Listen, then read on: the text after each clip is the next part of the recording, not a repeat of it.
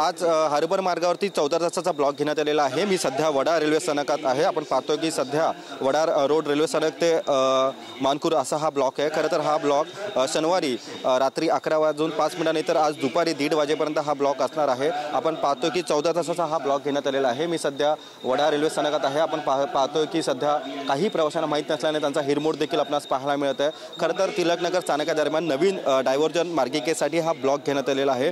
आपण पाहतोय की प्रत्येक रविवारी हा हार्बरवरती ब्लॉक असतो, मात्र काही विशेष कामासाठी तिलकनगरचा हा ब्लॉक घेण्यात आलेला आहे। हा 14 तासाचा ब्लॉक आहे। या ब्लॉकमुळे अनेक प्रवाशांना याचा फटका देखील बसणार आहे आणि आपण पाहतोय की मोठ्या प्रमाणात प्रवाशांचा देखील हिरमोड झालेला आहे।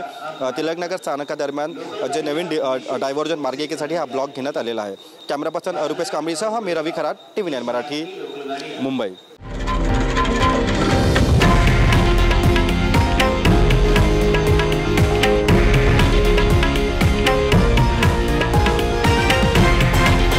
हे आहे देशातील नंबर 1 न्यूज नेटवर्क आणि आपण पाहत आहात TV9 मराठी, एकमेव।